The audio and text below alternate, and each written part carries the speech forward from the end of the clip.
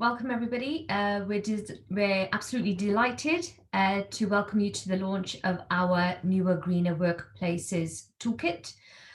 Just a bit of housekeeping before we start. We're going to be recording the event to be able to share it more widely after the event takes place, but only the speakers will appear in the recording. Please do read the code of conduct that's been posted in the chat box. We will take questions at the end after the speakers, so please do post them in the Q&A box. Use the chat box to talk to each other, of course, and also do report in any technical issues that you may be aware of. You can post in the chat box in both English or Welsh. We've got closed captions, so use them, and you can do that by pressing the CC button at the bottom of your screen. The session is going to be an hour long and the agenda has been posted in the chat box. Firstly, I just wanted to then say thank you to all of our speakers and all of you, of course, for joining us for this discussion today. The climate and nature crisis is a trade union issue. Now more than ever, workers, just like employers, want a sense of security. But the climate and nature crisis means a more uncertain future for us all.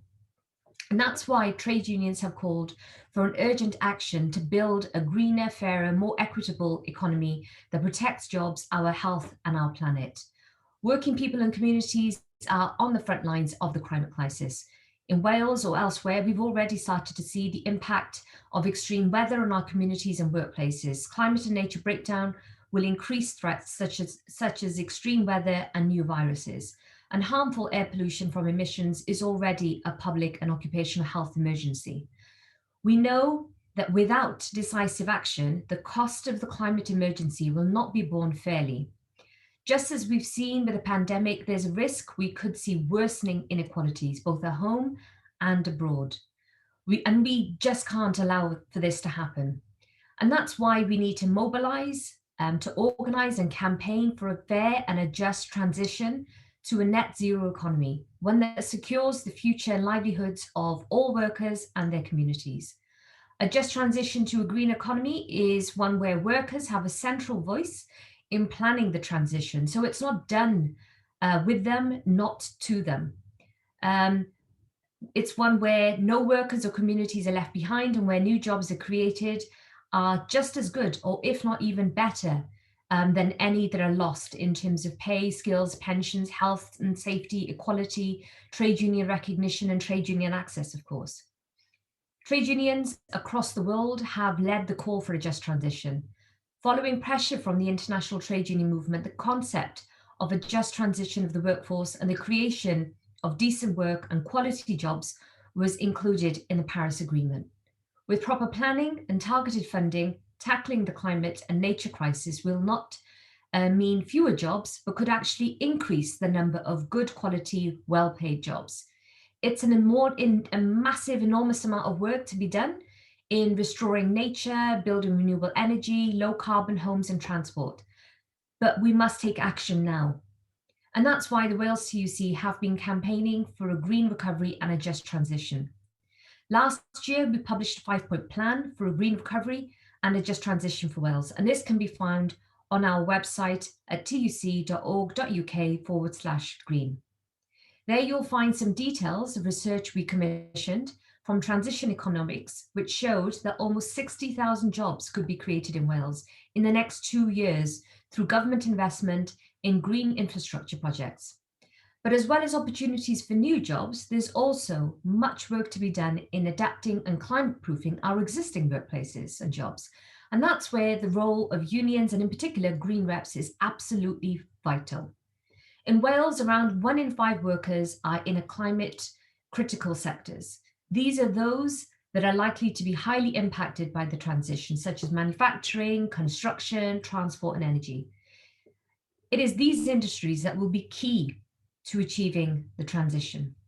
And it's not just the climate critical sectors. The scale of the transition means that workers across all sectors will be affected by changes. And we must all be a part of the efforts to decarbonise and move Wales to a more sustainable, zero waste, circular economy. And trade union members have the knowledge, but also the ideas to help deliver the changes that are much needed. In Wales, trade unions, employers and government work together in social partnership. This forum for social dialogue is vital for giving workers a say in the policy decisions that affect them. And we believe that it can be a catalyst for achieving a greener, fairer, and more equitable pathway to a net zero Wales. Social partnership and the implementation of fair work will be central to delivering a transition that is truly just and fair. Unions are representing workers' voices on the Transition Strategy Panel, which is leading on the development of plans to see the Welsh public sector become carbon neutral by 2030. And we're calling on our social partners, government and employers to show that they also support a just transition by recognising the role of green reps and providing proper facility time that is much needed for the role. We also want to see all workers given access to the new skills they will need as part of that transition through funded training. We're working closely in social partnership to increase access to green skills and identify any skills gaps that may also exist. But it's not just about what happens at a national level. What is happening in our workplaces is just as important.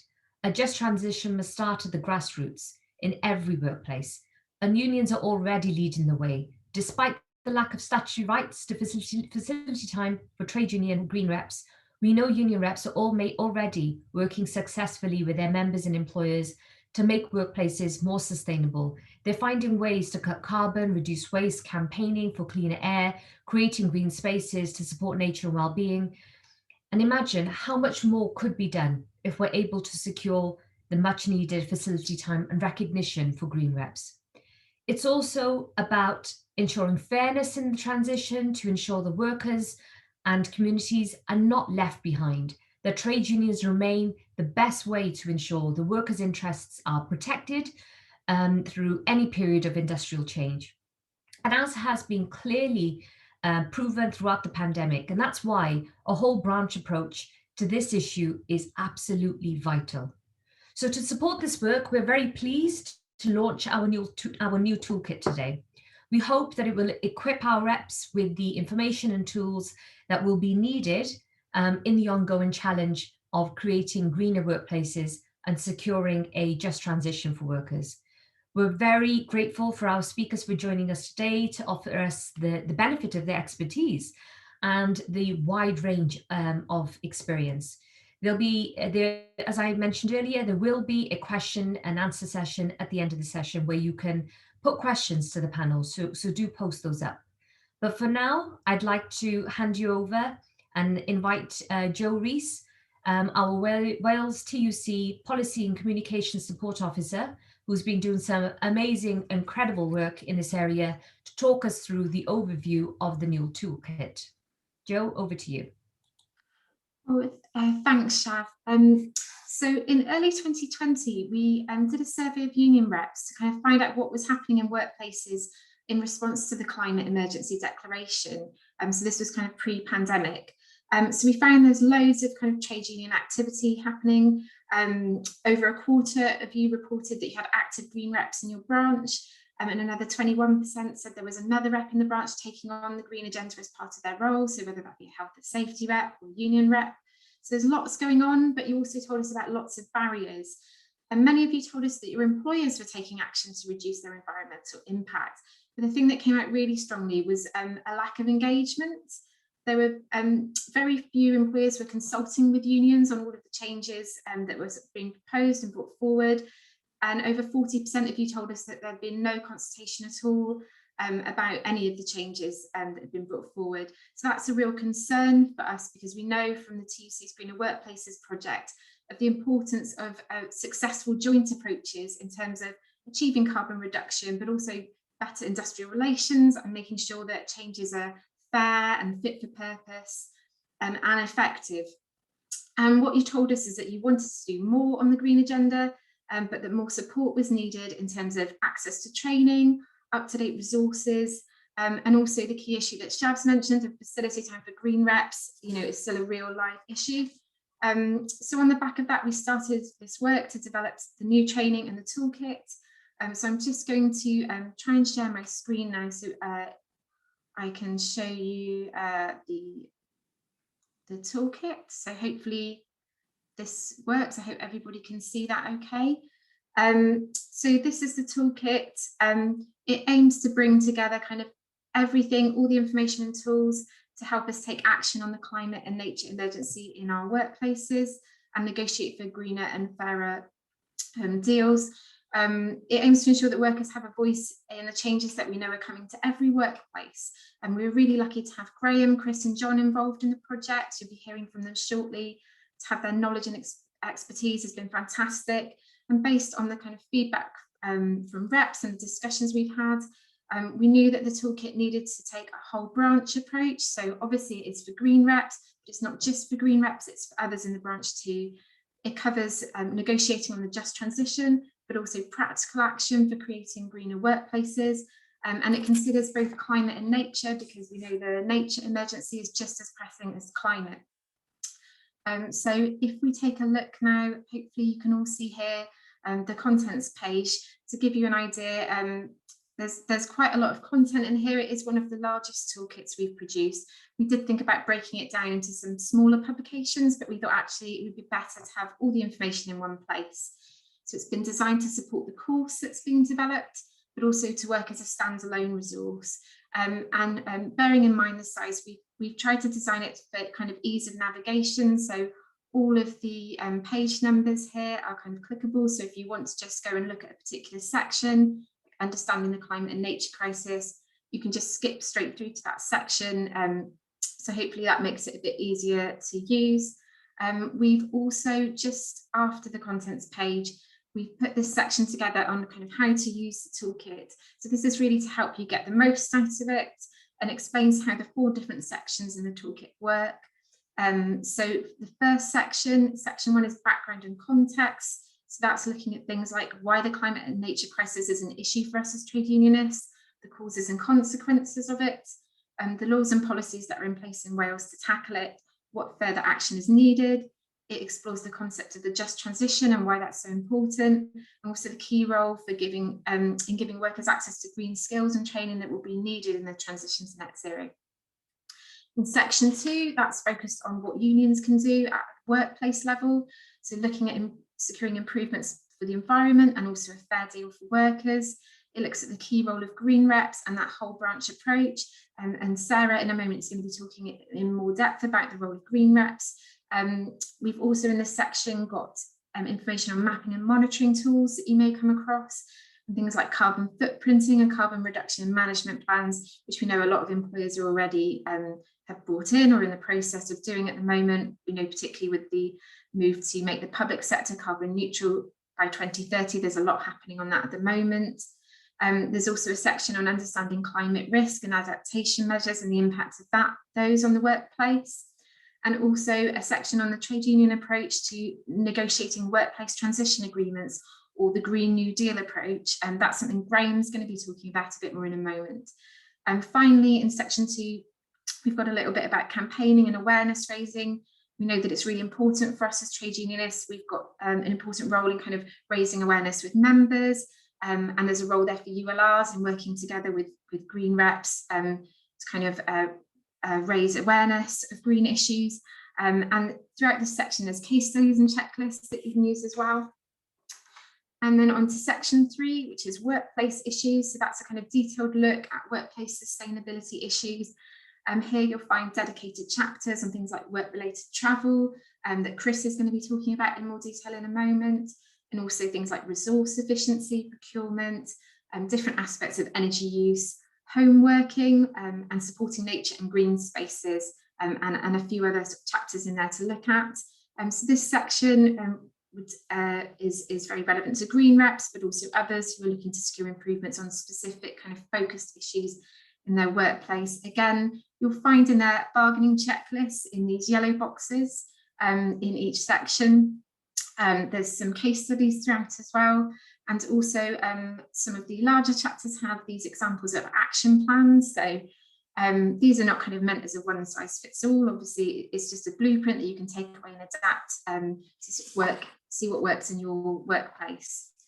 Finally, there's section 4, which is tools and resources. This pretty much does what it says on the tin. So there's some examples of surveys, some quick checklists, model agreements and letters, things that you can use and adapt to support and develop your own workplace campaigns. This section also has a glossary of key terms and some further sources of information. The toolkit has been designed primarily as a digital resource. There are going to be some limited hard copies for people attending the course who would need to use it as a kind of manual during the course, but otherwise it's a digital download. And we designed it with hyperlinks throughout the text, so you can click on those to view further information or sources if you want to kind of delve a bit deeper into any of the topics. We've also put together here on this side of the page, there's some lists of sort of sections that might be of particular interest to different reps in your branch. So, for example, different bits on green skills and things like awareness raising that might be of interest to ULRs, and different bits that might be of interest to health and safety reps and so on. And in the bottom right hand corner here, there's also some quick links to the different case studies that are featured throughout the toolkit. So I'll just click on this one here as an example of prospect reps at the IPO. I really encourage you to look at the different case studies in the toolkit. It's really good to have those practical examples of what other reps have done. And I'd like to say a really big thank you to all of the reps who took the time to speak to us and share their case studies with us. I think it's really important to have those examples to kind of really bring things to life. So that's a really quick run through of what's in the toolkit. In terms of what's next, obviously, we hope that you'll download the toolkit and find it useful and that it will help you to make a difference. Please come back to us and tell us what you think about it and if there's any additional information or changes you'd like to see when we update it. It's something we're looking to update regularly as everything's moving so fast. For example, just thinking about the homeworking section that we did, you know, that the more widespread homeworking is quite a new thing for most of us. There's lots of pros and cons and different things we need to consider and look at and lots of research going on. So that's something we'll look to keep updated. We're also looking to set up some regular online briefings and networking events to support green reps and potentially a kind of mentoring network if there would be demand for that. So look out for more on that in the coming months. That's all for me from now. I'm happy to take questions at the end and I'll hand back over. Thank you. Thanks, Jo. As I said, Jo has been doing some amazing work in this area, and she really is the sort of the powerhouse on this topic amongst our team. But the team who have helped pull together what the toolkit looks like and making sure that it's digitally sort of accessible and what have you as well, a big thank you to them. I will take that. This actually takes us nicely over to our next speaker. I'd like to introduce Graham Peterson. Graham is the Secretary of the Greener Jobs Alliance, which is a coalition of NGOs, trade unions and student organisations. The GJA has worked on a range of initiatives to promote education for sustainable development and jobs. Graham is also a member of the University and College Union and previously was their environmental coordinator. He's also represented Education International, the Global Union Federation, for over 30 million workers in the education sector at UN climate conference events as well. Graham has written a number of publications for the TUC and UNILEARN, including Cutting Carbon, Growing Skills, and Targeting Climate Change. We are very fortunate and grateful to have been able to have Graham's help as a co-writer for the toolkit. Graham is going to be talking to us today, talking us through how the toolkit can support trade unionists in negotiating for a just transition in the workplace. So I will hand you over to Graham. Okay, thanks, Shav. Just before I get started on this, and in case I forget later on, it has been a pleasure working with Jo and her team to help produce this toolkit. And, you know, huge congratulations to the Wales TUC because it's such a valuable resource. I hope it will be for use of trade union members. And it's come at a really important time because we heard this week that the Welsh government have said that business as usual is not an option, but Wales, as well as the rest of the UK, are not on track to meet their carbon targets. And in fact, the scale of the work that's required over the next 10 years is huge. So the issue of this becoming a priority is more important than ever. And I suppose we've got to be honest with ourselves and say that trade unions haven't actually prioritised this in the way that they should have done. I mean, if you go on the average trade union website still, there is very little reference to this. And that's why, it's a tribute to Wales TUC that this resource has been published, because, it's something that, although it's specific to Wales, can be used more widely. And we shouldn't forget that it was 2008, 2009, the last time a set of materials like this was produced by the British TUC. So you're talking about 11 or 12 years ago, and it's badly in need of an update. The importance of Green New Deal bargaining can't be overstated here. It is a relatively new thing. And there's a long way to go.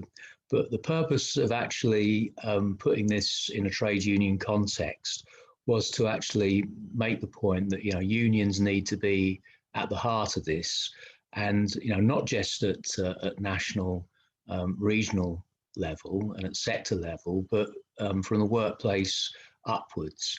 And so that's why, as you say, Shav, this is a grassroots thing as well.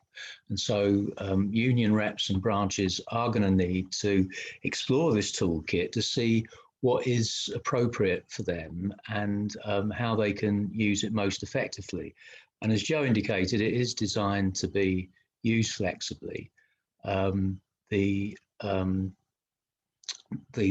issues that we've put into section 3 represent, I suppose, some of the main things that reps are likely to be engaged with, whether it's energy management or waste or transport. But, there are others as well. And, there may be a need to actually go further than the toolkit to identify sources of information that people will find useful. But recognition for green reps, I think, is going to be at the heart of this, because no union can enter into a bargaining process without having time to properly prepare. And so the issue of facility time is absolutely crucial. This isn't something that can be done by an odd environmental champion in the workplace. This needs strategic thinking in the branch, and a way of actually making sure that we're presenting this in the way that we might present other claims to the employer. There are going to be some areas where there's, like everything else, there may be quite a lot of mutual interests and opportunities, but others where, there could well be quite serious differences in approach. And we've got to recognise ways in which we can actually, through the union, promote and progress these issues where they don't immediately get a response from the employer's side. So I think that the starting point in all this is, for reps to actually look at what is currently happening in the workplace and to identify what are, for members, and this is where things like surveys and speaking to the membership is important, what does they see as some of the main issues, and then to actually look at the information that might support that claim and ways in which you can try and garner support for it. So this isn't going to be something that's done overnight, but it's something that hopefully over the course of the next 6 months we can start to make some real progress on, because as I'm sure people on the call know, we've got the climate conference coming up in November in Glasgow, and there is the potential to really try and drive this forward, as the focus is obviously on the UK and what countries in the UK are doing. So it would be really great if over the next few months, unions could really get to grips with this, so that we could be thinking about showcasing some positive case studies of what the trade union movement has been doing around Green New Deal bargaining, because, I think this is the way forward. This isn't something that's going to be handed down to us by the employers or by government, and to think that we're going to get the kind of measures put in place that reflect what we've been talking about when we say just transition. You've only got to look at the debacle that's taking place at the moment around energy efficiency and the Green Home Grant that's taking place in England in particular, where it's being left to the private sector and consumer demand. And it's falling apart at the seams, quite honestly. If you read the papers this week, the whole system is in crisis. So it's something that the trade union movement, could really seize an opportunity. And why I think it's such an attractive thing to do, apart from obviously dealing with climate change and all that represents, is that it's a chance for unions to be proactive on this agenda and really actually appeal to a new set of members to show that we are relevant when it comes to the world of work, and hopefully a way of bringing in a lot of new activists into our movement. So let's hope that, once this toolkit is used, I'll just finish by saying, in the trade union movement, some of us that go back quite a long way always talk about the 1976 Lucas Aerospace Plan as an example of where unions were forward-looking and seizing opportunities like this. Now, that was a great piece of work, but it actually didn't lead to success. But it's still actually the only one that we put out there as an example of the union movement really trying to get to grips with this. So I'm really hopeful that by going on the courses that Wales TUC will be setting up, using the toolkit, we can really start to get some real modern positive case studies out there, which we can start telling people about. So thanks very much. Thanks, Graham. That was great. I think some of the points that you made about what is happening at England level about house building is extremely important. And right now for us, as we are in talks with the Welsh Government about a recovery programme, and house building is very much a part of that. So we will definitely look at some of the examples some of the things that we can do to avoid some of the bad practice that's happened in England. And the point that you made about this is really also additionally an opportunity for us to organise those people that haven't yet joined a union, but also the younger people who are this time round for the Senedd upcoming elections, they're going to be given the opportunity to vote, as well as we introduce vote to 16-17. So this is a massive issue everywhere for everybody, but particularly for younger workers as well. So definitely good to hear that it's also an opportunity to organise and build our movement and rep base as well. I will go to our next speaker. Chris Roberts has spent most of his working life in Welsh politics and government, and he worked for Welsh Labour in both North Wales and in the Valleys, and was General Secretary of the party from 2005 to 2010. In 2010, he became a special advisor to the Welsh Government, working initially on public service reform, then on transport, and latterly on natural resources. He was a special advisor for three key pieces of Welsh legislation: the Active Travel Act, the Planning Act, and the Wellbeing of Future Generations Act, as well as the initial stages of the Environmental Act as well. He played a key role in the establishment of the Public Policy Institute for Wales. Chris is passionate about sustainable transport, and he worked for Sustrans Cymru as the head of external affairs from 2015 to 2016, and he is currently secretary of Senedd Cymru cross-party group on Active Travel Act. In 2018, he authored a major report for the Institute of Welsh Affairs on decarbonising transport in Wales, and he's also, of course, a long-standing member of Unite. Chris has kindly lent us his expertise and wrote the chapter actually on work-related travel in terms of the toolkit. And thank you for joining us, and I'd like to invite him now to talk to us about some of the key issues for trade unionists when it comes to greener travel. So over to you, Chris. Thanks. Thanks, Shav. And it's really great to see the Welsh trade union movement taking a lead on this issue, especially since yesterday Wales finally committed to reaching a zero carbon by 2050. That's quite a challenge. Transport accounts for 16% of Wales's greenhouse gases at the moment, and it's resisted all attempts to reduce it. In fact, in 2016, our transport emissions actually went up. Over half of those transport emissions are accounted for by the private car, and Wales is neck and neck with the West Midlands in being the region with the highest number of people in the UK who travel to work. So if we're going to meet this huge environmental challenge of reducing climate change, then changing the way in which we travel to work is really important. But sustainable travel, certainly in Wales, where sustainability is defined by the Wellbeing of Future Generations Act, isn't just about climate change and the environment, it's also about health. And our over-reliance on the car has had some dire consequences, particularly in the way in which we've become an incredibly physically inactive country. We are the least active in part of the United Kingdom, including amongst our children. And that's given rise to a whole range of illnesses such as diabetes and heart disease.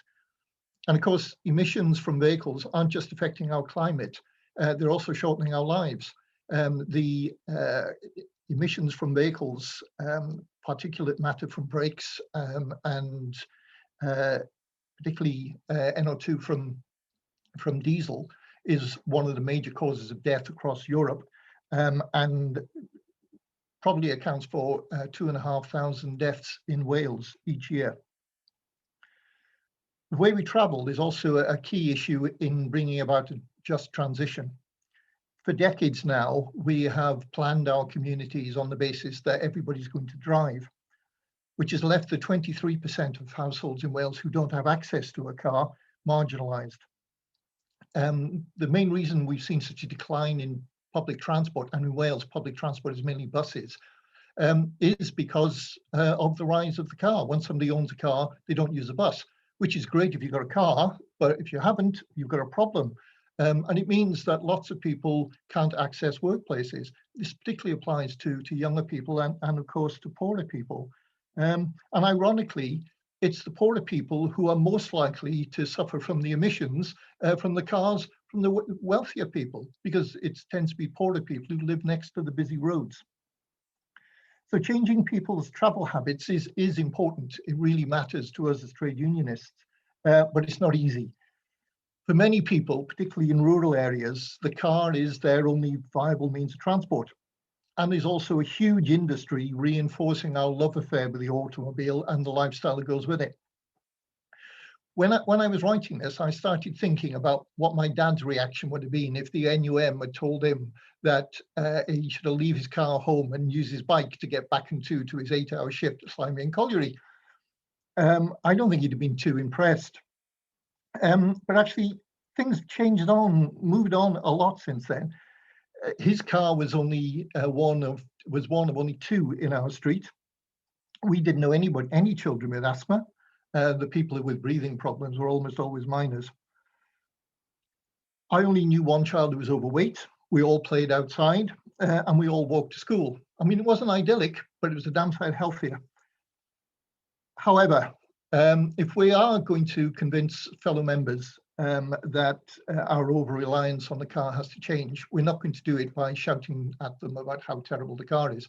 It's important we understand the arguments, but the reality is the way that we're going to change people's minds is by making them aware of the practicalities and the possibilities of using these better alternatives. And that's what this toolkit sets out to do. Unlike my dad, most of us don't do physical labor, but our minds and bodies really need exercise. And more people are starting to realize that if they can make their commute into their exercise, it's a lot cheaper in time and money than driving to a gym and then sitting on a static bicycle trying to get some exercise that way. And this is particularly true of younger people. And this agenda is very much in tune with the younger people who we desperately need to get involved in trade unions, because increasingly they either can't afford to or don't really want to get involved in the financial commitment that owning a car involves. When it comes to getting people to make a change, small details make a big difference. That's why the survey in the toolkit is so important. If you can find out the barriers that are stopping people trying alternatives to the car, you can try to address them or ask the employer to do so. For many people, a car means convenience. The more convenient you can make the alternatives, the more likely people are to use them. And the most effective advocates for change will probably be your members who already walk or cycle to work. Encouraging them to pass on their tips to others, perhaps even organising informal discussions can be really effective. One of the case studies I did involved talking to people who are involved in the Welsh Government Bicycle User Group, who are doing an amazing amount of work in trying to get more and more people to travel to work sustainably. The guide also the toolkit also lists organisations who are very willing to speak to trade union reps about how these changes can be made, such as Cycling UK and Travel Line Cymru, who organise information about buses. The research shows that the biggest barrier to people travelling more actively, particularly cycling, is safety. Essentially, how can they avoid conflict with traffic? Your local council should be happy to provide you with maps of the area showing the safer routes. And if there aren't any routes, this year is an excellent time to ask for them. Because of the Active Travel Act, this year every local authority is having to put in place its plans, not all immediate, but its plans for providing safe walking and cycling routes to people's workplaces and to schools. So now is a really good time to get in touch with the council if you've got people who want to travel more sustainably to work. And finally, there's some real money backing up these maps.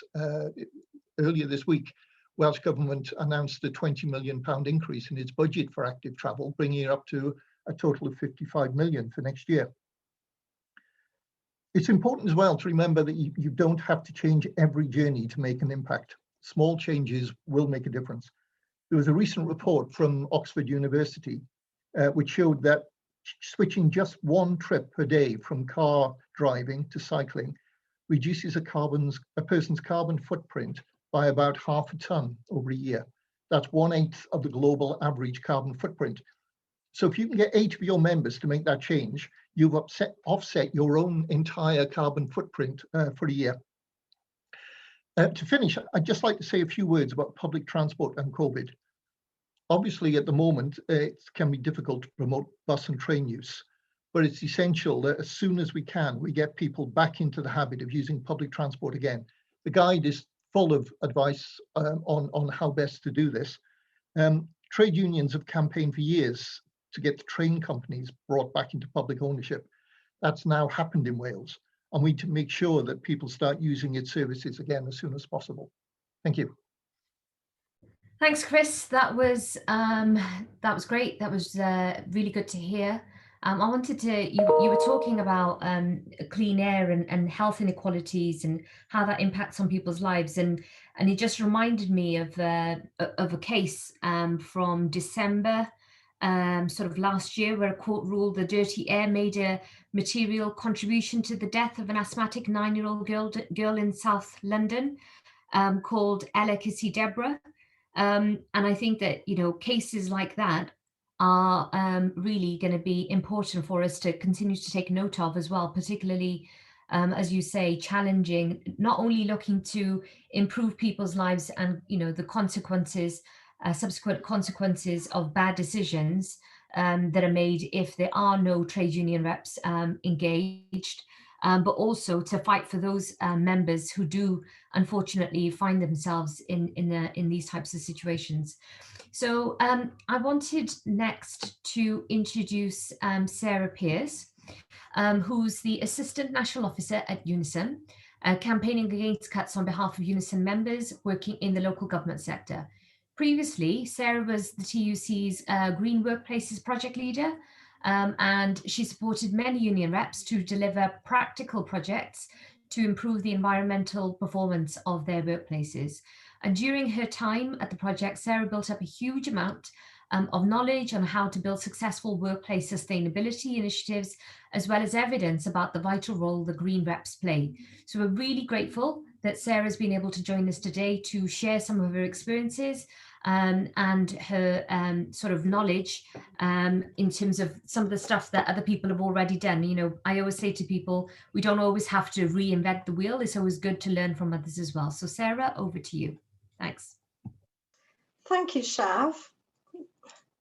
Oh, that's better. It helps if I put my camera on, doesn't it? Thank you, Shav. That's such a kind introduction, and I am so over the moon about actually coming here and being able to get back to talking about environmental work and environmental reps for a little while. And I've been asked to talk to you specifically about the role of the green rep. So I'll just dive straight into that because I know we're running short for time.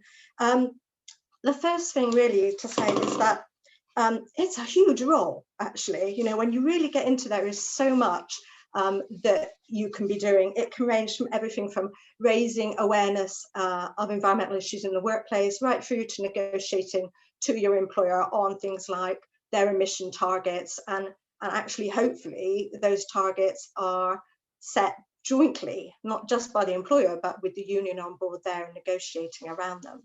So I thought I can't emphasize enough actually how brilliant the toolkit is.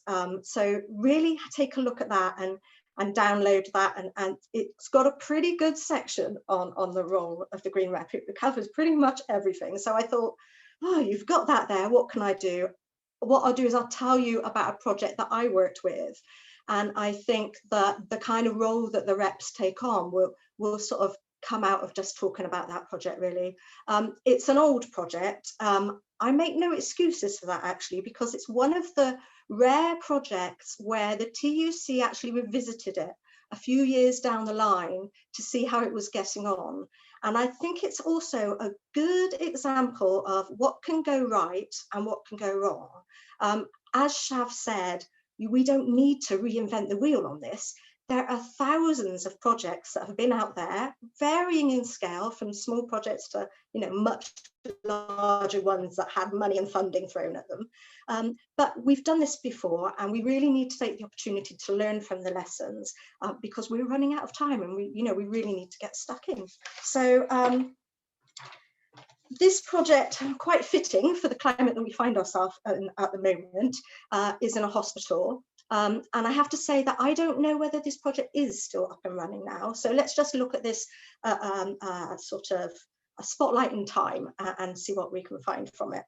The project is Great Ormond Street Hospital for Children in London.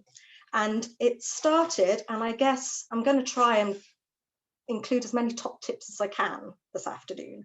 And my first top tip was that we got all the unions in the hospital involved in the project. Now that's useful because employers tend to feel less threatened if they know that all the unions in a workplace are involved. I know that's easier said than done, but if you can get that, that's great. Even if it's just using all the union logos, it's no different really in some respects to how you would negotiate on anything else. You would want to perhaps approach the employer in a joint way and try and show that, you know, you're keen to work together on environmental issues in the workplace. We also, next top tip, is we got the chief executive of the NHS Trust involved. I can't emphasize enough how important it is to have senior buy-in from a senior manager. You need that kind of sponsorship. And if you can find somebody in your workplace who actually depends on you doing well for their performance targets, maybe the energy manager, the finance director, these sort of people, get them involved right at the start, get them to back the project and depend on you doing well. We held an event at the hospital. It was only a small scale event, just in the cafeteria, but we made it bigger by making the presence of the whole day across the hospital. So for instance, when you walked in through the threshold, you saw all the screens in reception were covered in, you know, Green Day screens with union logo. So not only were the staff aware of it, but families, patients coming in for the day.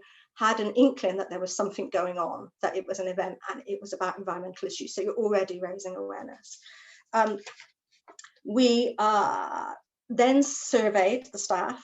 I think we had several hundred staff who responded to the survey, over 90% said they wanted to be active on environmental issues. Now that's really useful. Surveys are really useful because they give you a mandate to go to the employer. You know, you can go and approach the employer and say, look, people are really interested in this. We're really keen to work with this. What are you up to? Questions, you're going to be so full of questions. You're going to want to know, you know, what their action plan is. What are their carbon emissions? What are their targets? Do they have legal requirements? Are they hitting them? How can you help? But the crucial thing is that it's not that you're there to do their work for them. It's that you're there to work together on it and to make sure, by there being a union presence, that there is union consultation. Because environmental issues are going to impact on every single workplace and on every aspect of work. And we need to be in there in the conversation, negotiating with the employers on it. So we held 2 days of training. It went really well. Because we had that chief exec buy-in, we were able to set up an environmental committee really quickly, and we got facility time for all the reps involved. Another top tip I would say is get as many people from across very many different departments or aspects of your workplace in that committee. And that's because everybody brings a different piece of expertise with them. So in the hospital, we had representatives from medical wards, from theatres, from the finance, from IT, hospital porters. You know, you also need people who are there when the lights are turned off or at the end of the day, because they see ways that energy might be being wasted that other people don't see. So involve everybody and give everybody an equal footing. One Welsh trade union rep I knew who worked for my Gore Brewery in Wales, which is a fabulous project. I'd love to tell you about that, but we don't have the time, unfortunately. But he always said, with every new pair of hands that comes to the project comes a new fresh brain. And if somebody gives you an idea and it's not a very good one and it doesn't work, don't put them off. You know, encourage them to come back with another idea. And it might just be the idea that makes a massive impact on your workplace and reduces energy, as it did with his project. In the hospital, they designed their own environmental audits. They started small, and I would emphasize that as well. Start small, choose a project that is an easy win-win. You want to convince management that it's a really good thing to have the union on board. So we aimed for, to begin with, just paperless meetings. Just paperless meetings. Actually, that was quite a big project, but we chose it on just a few committees and then expanded it. Now, as the project, as the TUC left the project, there were lots of things that happened. There were lots of changes in personnel on the management side and on the union side. So my really good piece of advice is to give your project longevity and sustainability, because I think it probably did fall by the wayside a little, because one of the really supportive managers left and the branch secretary had left due to redundancies and cuts. So make sure you've got an environment agreement, because it means when somebody new comes in, you can pull them back to the table and say, look, we've got this agreement, it's been signed, we still want to work with you. Share your knowledge, make sure you've got plenty of union reps who know what's going on, so that you can pass that information down the line. I've got lots more to tell you, but I'm going to stop there because I know we're running short of time. But just to say that that hospital did end up significantly reducing its carbon emissions by a hospital refit and a new power supply, and it ended up not actually having to import any energy itself as well. So it was a really positive story, but I hope I can tell you more about more projects in the Q&A session, which I'm looking forward to and happy to take your questions. Thanks, Sarah. I think some really good top tips there about starting smaller and building and making sure that you've got some sort of senior buy-in. And I really like this, the point that you made about a fresh pair of hands. With every fresh pair of hands comes a new idea. And that was, you know, I think a really lovely way of kind of actually explaining how trade union organising works when we actually work collectively. This now takes us over to our final speaker. John James is the TUC Education Coordinator for College Gwent. John has been involved in the development and delivery of trade union courses for the last 20 years. Within this time, he's worked closely with us at the Wales TUC and a UK basis as well on greener workplaces, including developing a new Green Reps course. He's also represents his own union, UCU, on a local and a national level, and raised many environmental issues onto the agenda. He's represented the TUC and UCU on the European stage, attending courses, and was a delegate to the trade union preparations for the Paris Climate Summit. Despite working flat out, and he often does, and even when he's unwell, and even when he's in hospital, and he still carries on working flat out, we're very grateful that John has managed to squeeze in some time to develop a fantastic new Greening Our Workplaces course for reps in Wales. So I'm going to hand over to John now, so he can tell us a bit more about this and the training that's been developed for reps. So John, over to you. Hi, thank you, Shab. Absolutely wonderful to be here, and I must admit it has been a long time coming. And can I just start off by saying a massive thank you to Joe Rees, who was literally the driving force behind here, an absolute powerhouse. And I'm quite humbled from having to follow, and quite worried about having to follow some of the speakers that I have to. Graham has just been, well, he's a legend. Chris, the amount of work that man has done is just unbelievable. And Sarah, my old mate, we have worked together quite a lot on the Green Reps agenda for quite some time. I'm going to be extremely quick because I want to try and get as many questions as possible. Just give you a quick little overview of the course that we've been developing. Essentially, it's going to be following how the fantastic new toolkit looks. The first section is going to be looking at the issues. We're going to be actually asking you, what are the issues within your workplace? It's all fine and good having a nice book in front of you, saying what the issues in other places. We want to look at what are the issues in your workplace and how do these things affect your members. Chris was talking about how the poorer parts of society usually live next to main roads. One of the things that we'll be looking at is the work from an organisation called TUC, that's a trades union, trades union carbon. Oh God, sorry, I forgot the actual full name of it. I will put it up. Clean Air Network. Thank you, Craig. I'm trying to rush everything here. And where we have workers in their factories and in their offices who are next to main roads, and how do the carbon emissions collect within the workplaces. So following on from there, we're going to be looking at the roles of the rep, certainly following on from what Sarah was talking about, and we're going to be looking at how are we engaging with the management within there. What sort of policies do they have? Do they have energy monitoring policies? What policies do they have about the removal of waste? What about policies about not taking waste on in the first place? Then the last part of the course is going to be looking at doing environmental audits. One of the case studies that was used a long while ago from InBev in Mega, and that was of a brewery where, for example, they were looking at cleaning a cleaning machine where they was cleaning bottles. For usually the machine would run for about 20 minutes.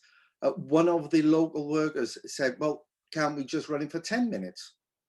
The quality people, no, absolutely, we can't do that. We have to run it for 20 minutes. So they said, well, can we just run it and test it? Give it a go.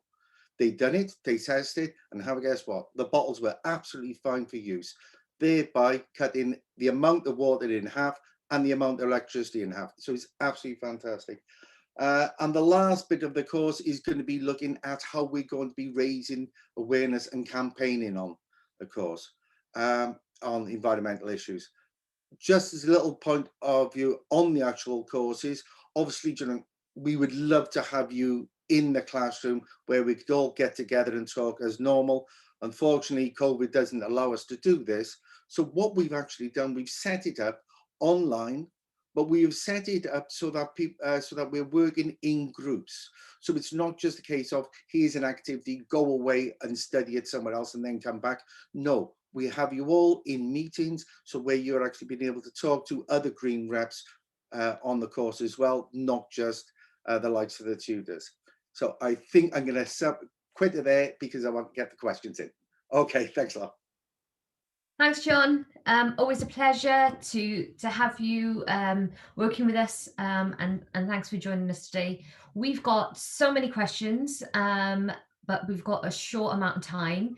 If everyone is happy, we will run the session until about 3:10 so that we can get through some of these, and then after that we will try and pick them up after the event. So the first question, and I'm going to take this to Chris, and the question is, it's for the Wales, so it says, does the Wales TUC / speakers, so in this instance Chris, support the establishment of a green investment bank to deliver an ambitious programme to reduce carbon emissions in manufacturing, agriculture and transport? I mean, from a Wales TUC perspective, I would have thought that this would be an interesting idea, although it would obviously require a bit of a debate and discussion at our conference. But I was just wondering, Chris, whether this was something that you might have a view on? Yeah, the intricacies of high finance aren't really my subject, but one of the things I found really frustrating when I was working in Welsh Government was we were promoting sustainable travel through the Active Travel Act, but at the time we didn't do much to try and get jobs out of it. And it's amazing how much of an active travel industry there is in Wales, but it could be much more developed. The world leading children's bike manufacturer, Frog Bikes, actually relocated their manufacturing facility to Pontypool. And you know, there's a real possibility to develop skills around the things you need in the development of cycle manufacture. That it has potential to be quite an important industry, and there are important skills there. And at the time when we're seeing a major decline in the Welsh car industry, there's a possibility of that taking up some slack, and that really needs a much more concerted effort to invest and develop that type of industry. Okay, thanks, Chris. The next question that we have is from, I think I might have forgotten to say that, so that the first question was actually from Ken Barker. So the second question is from David Nicholson. And I'm going to ask Graham and maybe even John to jump in on this one. So the question is, on the first reading, the toolkit doesn't mention nuclear energy. Many union members have been working in the nuclear industry, and therefore the movement tends towards a mixed energy policy that includes nuclear. Would it make more sense for the movement to campaign for nuclear to be phased out and the money saved to be reinvested in renewable energy? This would enable skilled jobs from the nuclear sector, transferring skills to the greener energy sector. So Graham, do you want to jump in, and then John, do you want to come in? Okay, thanks, Shav. Yeah, thanks for giving us the potentially very contentious one. Yeah, I mean, we can't hide away from this. It'd be foolish to, really. We've got to recognise the differences that exist in the trade union movement around a whole range of responses to the climate emergency. And so, it's not just nuclear, is it? There's things like biomass, carbon capture storage, hydrogen, aviation expansion, HS2. You know, there's no shortage of things where there's actually different positions within unions. And as I say, we do have to recognise that. But the most important thing for me is not letting that get in the way of united action around the far more things that are out there, which unite us. But unfortunately, that's been, you know, the problem that we've experienced, that some unions, particularly in the energy sector, have understandably been a bit worried about conditions, terms and conditions for their members when they've looked at what's happening in the renewable sector. Now, obviously, the renewable sector is the way to go around all of this, but it has been plagued with short-term contracts, low pay, no union recognition. And so therefore, you know, unions have got a huge job of work to do, particularly those that are quite rightly advocating this clean energy as the way forward. But, you know, organisation initiatives have got to take place to get in there and unionise that sector, and to make sure the whole procurement and supply chain related to it is tied down with union agreements. So, I mean, there's a lot that could be said on this. I mean, my union, UCU, doesn't support nuclear. Most unions don't, I think, have a specified position, but obviously most energy unions do support it. I'm sure we might get to a point where we may agree even in that area, but I think, you know, I can't remember if the toolkit does mention it or not. Maybe it doesn't. But you know, when you're looking at clean energy, that is certainly an important energy source. It's how it's developed as we go forward. So I'll let John take over now then, and maybe he's going to be more controversial than me. I'll try to be very kind of compromising on this. Yeah, thanks, Graham. The old adage is you put two trade union reps in a room and they'll find an argument. There is no easy answers with all of this, but I think the main point of it is it shouldn't be done to us. Whatever we do, we should have a say in this matter. If we're looking at phasing out nuclear, what happens to those workers? Exactly the same as when we're looking at transport, and we're talking about the removal of diesel as a fuel source. Again, these things will affect us, and that is why we are so vital in this. This is what makes it a trade union issue. And this is why then when we need to include other union reps, such as our union learning reps, who can start talking about new skills, learning new skills and so on. And more importantly, it goes on about the whole trade union agenda of going for a just transition, because it should be done with us, not just to us. Thank you. Thanks, John.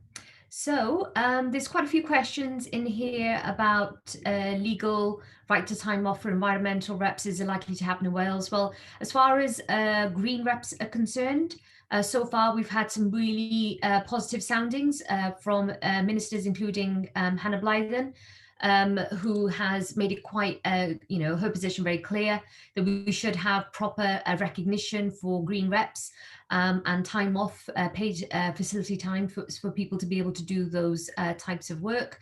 So I wanted to bring in Sarah next, because there's quite a few sort of questions around what employers can do, how we organise and that type of thing.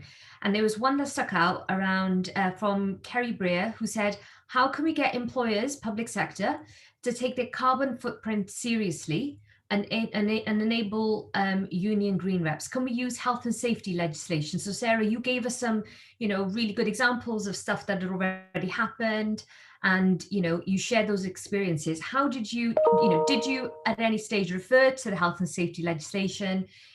What exactly happened? Oh, thanks, thanks, Shav. It's a funny thing with health and safety. Personally, I'm not sure I ever personally used it as an argument, but it does raise a really important point about actually the role of union environmental reps, because some unions will have health and safety and environment reps, and some will have just environment reps. But what you really need to be looking at is working hand in hand with your health and safety reps. So if you are a union that has a health, safety and environment rep role, then it is really important that at a local level, you negotiate for additional facility time, because there is a tendency for environment to be the issue that gets put on the agenda of any other business in your health and safety meetings. So it needs to be high profile. So that's the first thing I'd say. How did we get employers to take their carbon management seriously? Do you know what? This might sound a bit surprising, but for a lot of the employers that we worked with, what we actually found was when we asked the employer the questions, you know, when I said that one of the major things that environment reps do is have to ask questions, you often find that actually there is quite a lot going on in the background, especially in public sector organisations. So it's all about asking questions, whether they do have a plan for reducing their carbon emissions, and whether, what are they up to? You need to discover what their baseline is, you know, what are they emitting? What are they doing? What are they planning on doing? And how can you be involved? We often found that actually, when union involvement was coming in, there were certain people within organisation, particularly people like sustainable management, facilities management, energy managers, they were quite keen to talk to the union reps, because their stumbling block was always trying to reach the front line. We all know that management can be, you know, terrible at communication, and that's what the unions bring to the table, is we have our own communications network. And so quite often we found that they were really kind of eager to use our networks for their benefits, and that's where you need to be careful. So you have to make sure that if you're working with the employers on these kind of projects, it's consultative, and that you're both working together and they're not just using or abusing union networks. So I'd say, first of all, do you know what, ask the questions, do the research, find out what actually is going on. You might be quite surprised. They're probably doing something, they might be going about it all the wrong way, and you find out that actually what they really, really need is union involvement, which is definitely what happened with a lot of the projects that I worked with. I hope that answered the question.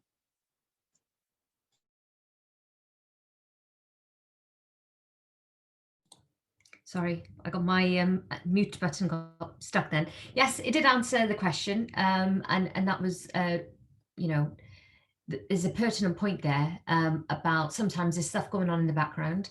Employers may go ahead, either, you know, it's one person in the organization, or maybe they've even employed a consultancy to do some work, and they just haven't considered that they need to talk to the trade union reps in the first place. So and then you find out that it's a bit rubbish what they're actually doing. So it does go back down to social partnership, and, you know, making sure that that's very proactive, and it's not, the employer doesn't just engage with us when it comes to, you know, annual pay talks, for example, because they have to, but that there is like an ongoing relationship to talk about localized issues as much as everything else as well. There's a lot of stuff that's been coming up about us needing to be proactive about skills training, you know, with everything that's happened in terms of, you know, the pandemic and unemployment rates going the way that they are. So there's loads of work to be done on this agenda. Absolutely. There was a question that's come in from Sean Boyles, who has asked, is there any evidence to show the home working has increased the carbon footprint where workers are normally in one workplace? We now have thousands of workers from their own homes, all using energy, and not all will be efficient. I don't know if Joe, if you're still on the line, and whether you want to come in, and then maybe some of the other speakers, because this is quite, you know, a new-ish sort of area. So I was just, Joe, if you want to come in, and then we can bring other speakers in. Thanks, Chef. Yeah, it's something we looked at in the toolkit, and it is interesting when you really get into it, because in terms of whether home working is actually greener, the answer seems to be it depends. It depends on lots of different factors. So how the person normally travels to work, and how far they travel, what their energy efficiency of their home is like, there's all sorts of kind of variables and rebound effects and kind of, I think there was a big study done last year by, I think it might have been the University of Sussex, there's a reference to it in the guide, and they kind of reviewed all the research that's been done into it. And they said kind of overall, there may not, obviously there's a reduction in terms of transport emissions and improvements in air pollution, but in terms of overall carbon emissions, it may not actually, there may not actually be a big gain. And there's a concern as well in terms of employers potentially kind of outsourcing emissions and costs to workers. We know that the average worker who's working from home, their fuel bills have gone up by over £100 this winter, and fuel costs are due to go up again. So I think, obviously there's so many different things to consider, and the whole kind of health and well-being side to it as well, and other issues. So it's definitely something I think we need to do more work on and share with each other kind of strategies and, bargaining and negotiating kind of ideas, so that we can kind of get the best solutions for our members. Obviously, there need to be kind of flexible solutions. But I know that there have been some employers that have sort of, given an allowance in terms of not just, obviously employers should be giving people an allowance to cover the cost of additional fuel use, but some employers have actually kind of given people money for kind of energy efficiency measures and energy performance certificate assessments of their homes to sort of make those improvements. So I think that's something to look at as well. Thanks, Jo. Actually, I think you've covered that quite well, and we've still got 2 other questions. So if I know that the clock is ticking, so let's try and I'll try and wrap this into one question if I can. So there's a question from Hannah Lawson, who has said, I agree that transport and car use is a huge issue in Wales at the moment, and that it has been made more convenient for people not to use cars. How can we campaign at a Welsh Government level for a better, more integrated public transport system? So if I can go to Chris for that. And then the final question, would the TUC recommend the current health and safety reps take on the environmental brief as well? And that's come from Phil McCabe. And he's saying that they take on that additional bit of work until we get guaranteed extra facility time for separate green reps. As this could be one way to allow unions to bring this issue to the fore in the workplaces in Wales. And if I can ask Chris to come in on the first one about the transport, and then have Graham, John and Sarah might want to jump in on how you feel on that rep bit, because from a personal perspective, I get it, but at the same time, it's a lot of work. The health and safety side of things is a lot of work, and then the green aspect is yet more work. So it is about the balance. So if I can ask Chris to come in on the first question about campaigning. Yeah. Hi, Hannah. Thanks for the question. Really important point. Public transport is, in normal times, the most important alternative to the car, and particularly true of the bus industry. I mean, we are moving in the right direction in Wales with bringing Transport for Wales into public ownership, and the rail franchise now, whereas the Arriva Trains Wales franchise was actually providing a profit for the German government, and working on the basis of not improving services in Wales. We now have one wholly run and owned in Wales that is determined to expand services, create the metro. But for the majority of people in Wales, public transport is the bus. And at the moment, apart from Newport and Cardiff, the bus industries in Wales are run on the basis of profit, and not really in the way that local communities need them. One of the casualties of COVID has been a piece of legislation that was meant to go through the Assembly to re-regulate the bus industry, finally putting something right that Margaret Thatcher put wrong probably 20 years ago. If that comes into force, it will allow local authorities to say, look, we need these services. If you want to run bus services in our area, then you will need to operate on this basis. There will still be public subsidy, and many of those services will be run by private companies, but at least they will be working to a public agenda. At the moment, bus companies only run bus services that they either make a profit out of or that the local authority is subsidizing. That there is no real public benefit incentive behind them. Thanks, Chris. Graham, and then John, Sarah, do you want to come in on the bit about health and safety reps and green reps? Yeah, okay, very quickly. Actually, on the previous question, I noticed I put an extra layer on because it's got a bit colder in this house and I want to keep my heating bills down. But yeah, this is an old debate and one that's still current about what is the best approach to take. My view is, a flexible one, really. It's going to vary from one workplace to another. Some unions have got more defined policies around it.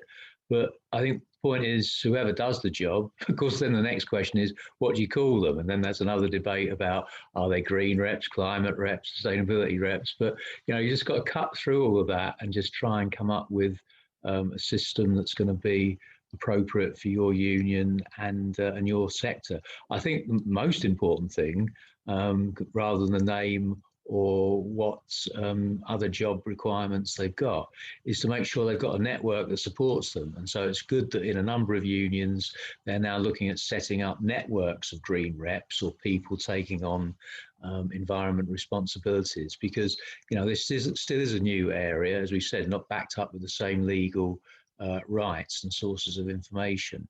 And so actually having that kind of information exchange around best practice and what have you is going to be really crucial. Thanks, Graham. Actually, we've got one final question, and I think this is an important one. It's from Jennifer Patient, who says, congratulations on the toolkit. My question is about developing the capacity of unions to help with this agenda beyond facility time for green reps. What would be the most important ways for unions to develop their capacities, e.g. skills, time available, other resources, specific practices or policies, alliances with other organizations, particularly in the regions and nations? So John, do you want to come in, and then Sarah? Yeah, thanks, Sharp. The first thing is the same as where we're talking to union reps, health and safety reps, union learning reps, and that is start talking to your members. First of all, get your members on board. As soon as you get your members on board and you get that momentum, and then you can start taking it further out to your management, to other bodies and such. The first and foremost, we are representatives, and that should be the thing. Just to touch on the last question, it is, we are independent trade unions.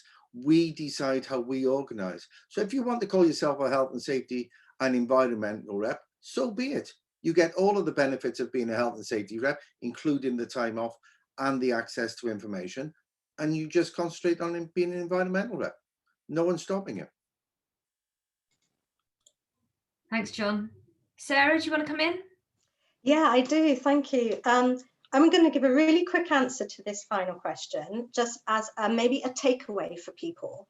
There needs to be a push, if you like, amongst unions to really give environmental issues a priority. It's very difficult because we all have conflicting priorities. We've had the trade union bill, we've had austerity, we've got cuts, massive, huge cuts, particularly in public sector. We've got COVID.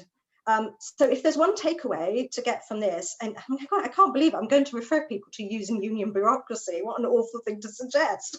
But if you've got a conference coming up, put a motion to your union that they make sure that every single branch has an environment rep. Put that in a motion. And UCU did it many years ago, very successfully.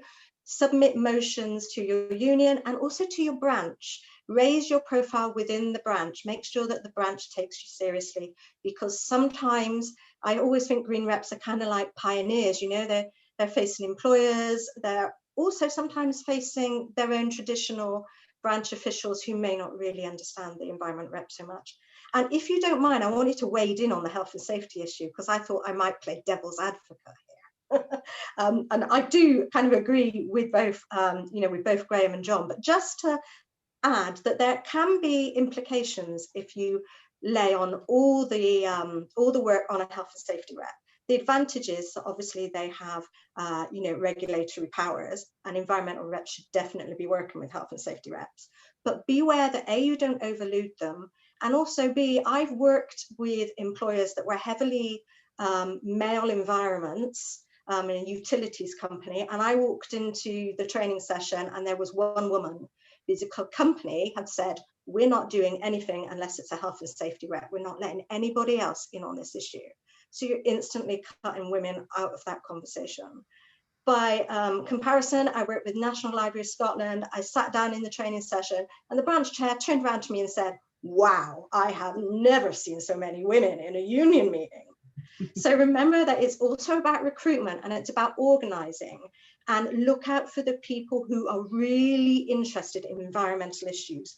Try not to overload it on the reps that already exist. Use this as an opportunity to recruit and to organize, get fresh blood in, get fresh young blood in. We really need new young members in the trade union movement.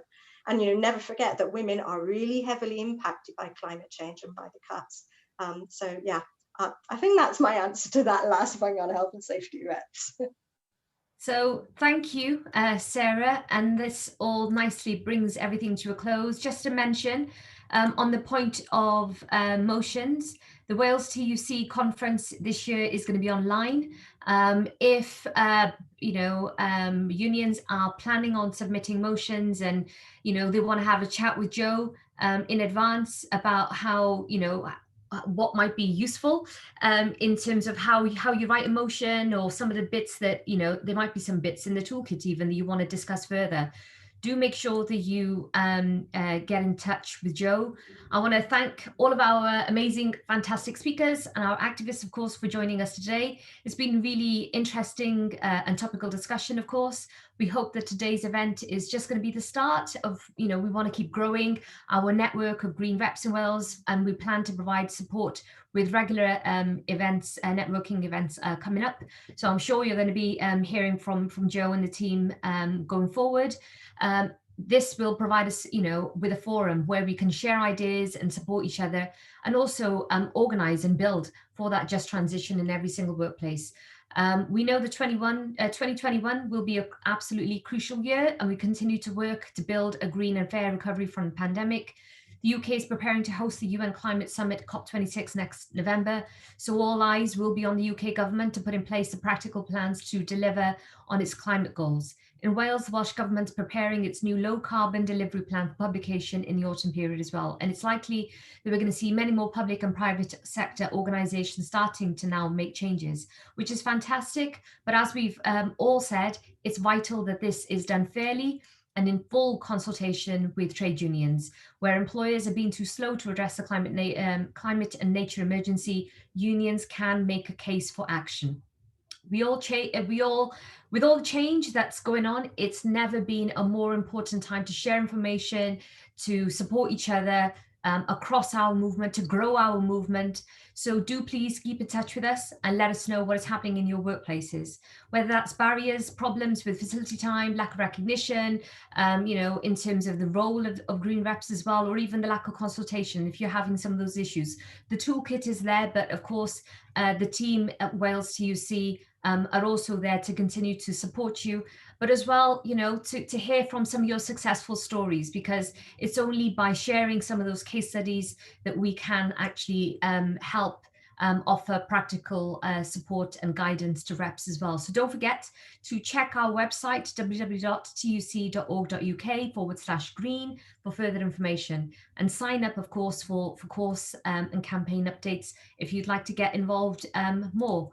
I hope that we have covered as many of the questions that came up today. If not, we will go through them and try and come back to you individually as well. But, watch the space, and thank you again to Jo Rees. She has done an amazing job in not only pulling this together, but also making sure that it is really at the forefront of the trade union agenda here in Wales. So thanks everyone, diolch yn fawr, and we shall see you all soon.